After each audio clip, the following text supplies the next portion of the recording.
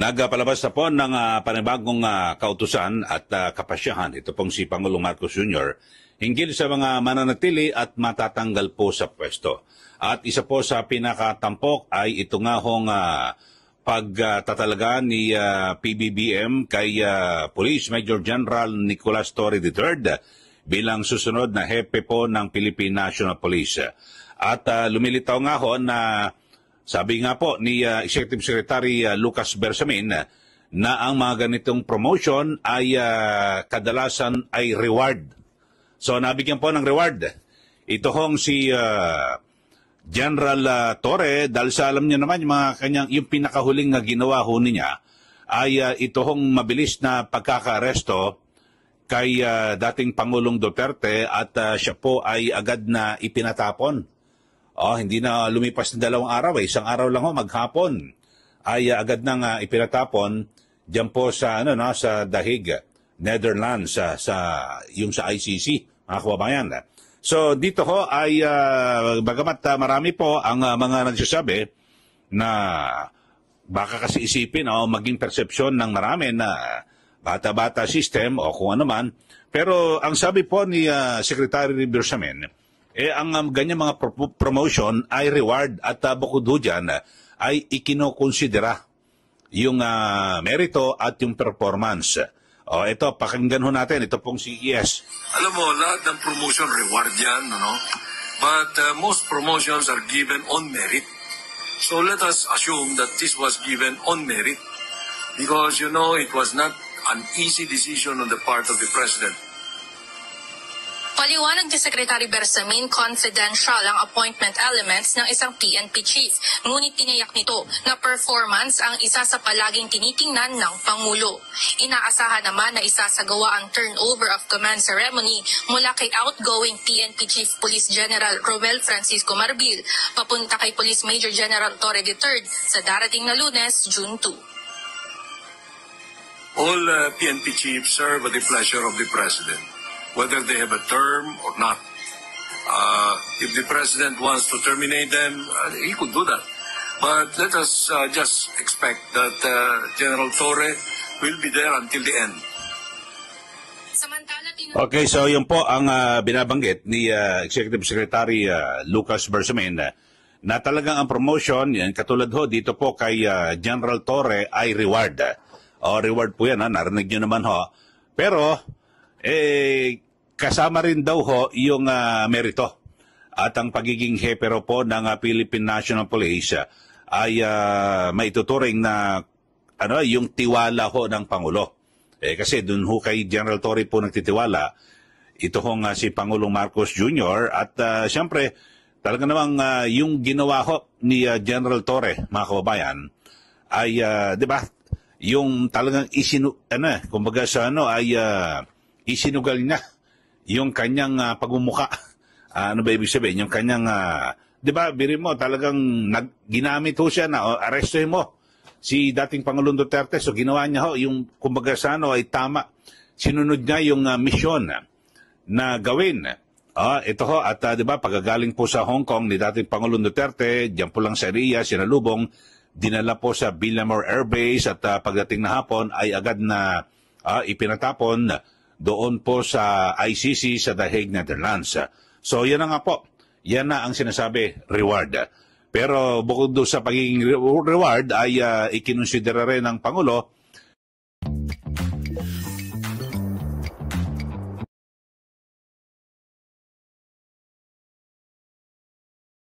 yung merito raw at siyempre yung kakayahan at kwalifikasyon ni General Torre. So sa mga nauna kong vlog ay bagamat siyempre binabanggit ko iba pang kandidato na sana tingnan, pero lagi ko rin binibigyan din na ito po ay prerogatibo ng Pangulo kung sino ang gusto niyang piliin. Kasi doon siya magtitiwala tiwala ho siya na talagang ito pong si General Torre ay magiging tapat ho sa kanya.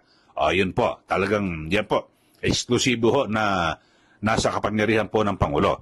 At bukod ho dyan, mga kababayan, ay na-retain ho, tulad ng inasahan, ay napanatili sa pwesto ito pong sina Defense Secretary Gilbert Chidoro at din po itong yung mga kapatid ito na Rimulya, itong sina Justice Secretary Boying Rimulya at DILG Secretary John Vic Rimulya. Kaya ako idinugtong ho dito kasi ito ho yung mga pangunahing personalidad na kung saan sila po ay yung may talagang malaking ginampan ng papel dito po sa pagpaparesto at pagpapakulong kay dating Pangulong Duterte diyan po sa The Hague, Netherlands. At di ba base nga sa mga naunang kwento noon ni Secretary John Vic Rimulya na kung saan ay group effort yung kanilang ginawa ho mga kababayan, di ba, sa pagpaparesto dito po kay dating Pangulong Duterte, di po ba? At di ba natanong ho siya sa media. Sino ba? Si Pinky Webb. Natanong siya at di ba binanggit niya na hindi group effort. At binanggit niya yung mga pangalan ni Secretary Gilbert Chidoro at din po itong DILG Secretary yung pati si Anyo, nabanggit niya rin, bagamat sa ngayon wala pa akong desisyon si Pangulong Marcos Jr. kung mananatili sa pwesto. Ito pong si National Security Advisor Eduardo Anyo, na kung saan ay lumilitaw at siya po ang sumubaybay sa mga galaw o kilos ni dating Pangulong Duterte kung kaya't agad po itong naaresto diyan po sa airport pagdating po mula po sa Hong Kong. So yun po mga kababayan, so lumilitaw na lahat po na may mga ginampan ng papel sa pagkakaresto dito po kay dating Pangulong Duterte, sila po ay mananatili sa pwesto. At siyempre, pangunahin po dyan, kumbaga siya po pinakaponente at punong abala sa pagkakaresto ay ito pong si Major General Nicolas Torre, na siya na po ngayon ang susunod na hepe ng Philippine National Police. At ang kanyang termino ay, bago mag-retire siya, ay 9 na buwan na lang siya sa kanyang panunungkulan. Pero, ulitin ko, prerogatibo rin po, may kapangyarihan ng Pangulo, na gawin niya na i-extend ito hong termino ni General Torre sa pagiging hepe ng Philippine National Police. So, yun po. Suma total, mga kababayan, yung pinag-usapan natin ay yun ho, namutawi sa bibig ko ni E.S. Bersamin na ganyan mga promotion na reward do yan. Pero, dito ho kay General Torre ay dapat tingnan din daw ho yung kanyang yung merito ho, yung kanyang ginawa, yung kanyang performance, at yung kanyang kwalifikasyon. Ganyan ho talaga mga kababayan, di po ba? Ulitin ko ho, prerogatibo po ng Pangulo kung sino yung mga nais niyang na manatili sa pwesto. Pero alam niyo ho, ang una hong binabanggit ho ni Pangulong Marcos Jr. na marami raw po sila natutunan sa resulta po ng 2025 elections. At di ba talagang bumagsak po yung kanyang popularidad at naalaman ho nila na kung saan ay maraming galit ang tao kahit hindi po ibinoto yung mga kandidato ng alyansa na mismong inendorso ni Pangulong Marcos Jr. So yun ho.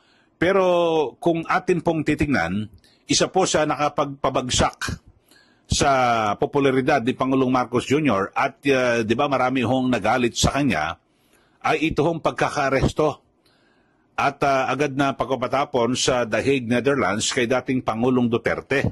Di po ba? At meron nga base sa survey ng Palsasia, 50% ayaw hong hindi dapat na ipinaaresto ron si dating Pangulong Duterte. So, pero base ho rito sa resulta ng cabinet revamp, yung kinaiinisan po ng tao na bakit ipinatapon kaagad doon si dating Pangulong Duterte sa The Hague, Netherlands, yung mga taong may pangunahing ginampanan.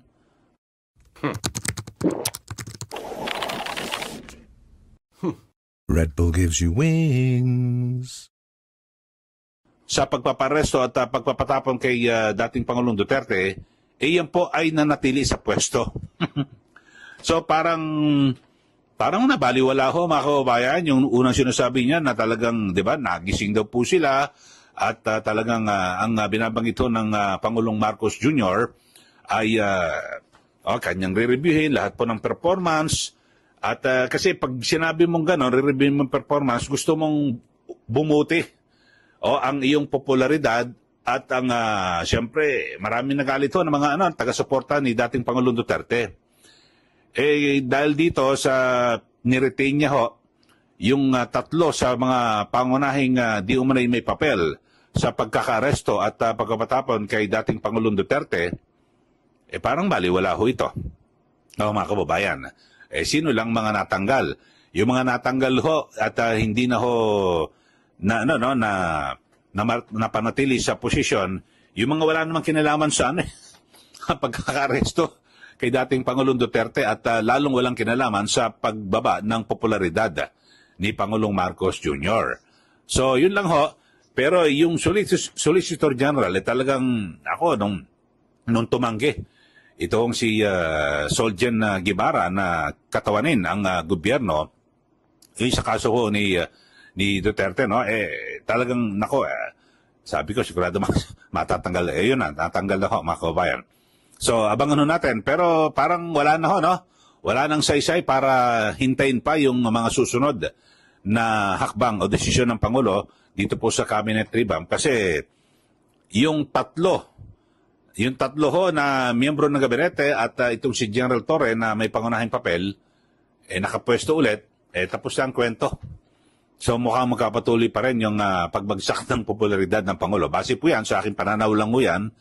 Dahil sa, di ba, ang sabi ng Pangulo, maraming nagalit, nainis. Kasi base rin po sa survey, kung kanilang tiningnan yung survey, maraming naging emosyonal at simpatya na nakuha yung pagkakaresto kay dating Pangulong Duterte at ipinatapon sa ICC. Tapos, nag-cabinet revamp. Yung mga tao na may kinalaman sa pag-aresto at pagpatapon sa ICC, nanatili sa pwesto. So, nabaliwala. Yun lang ang aking pananaw. So yun lang. Kayo, ano ang pananaw nyo, mga kababayan? Dito ho sa cabinet revamp na ito. Nang sabi ng Pangulo, nagising daw po sila. Marami silang natutunan ng 2025 elections. Marami pong galit na tao. Hindi po sumuporta sa alyansa. Pero yung mukhang baliwala ho, yung survey kasi sabi, bakit galit ang tao? Kasi pinatapon mo yung ginawa mong pagtrato kay dating Pangulong Duterte. So, yan lang po. Kayo, ano pong komentaryo nyo? At lalo na ho dito sa paghirang kay Police Major General Nicolas Torre bilang susunod na hepe ng Philippine National Police. Ulitin ko, prerogotibo po ito ng Pangulo, pero tayo rin hong mamayan ay may karapatan din na magbigay ho ng komentaryo at pahayag kung ano ating saloobin. So, yun po.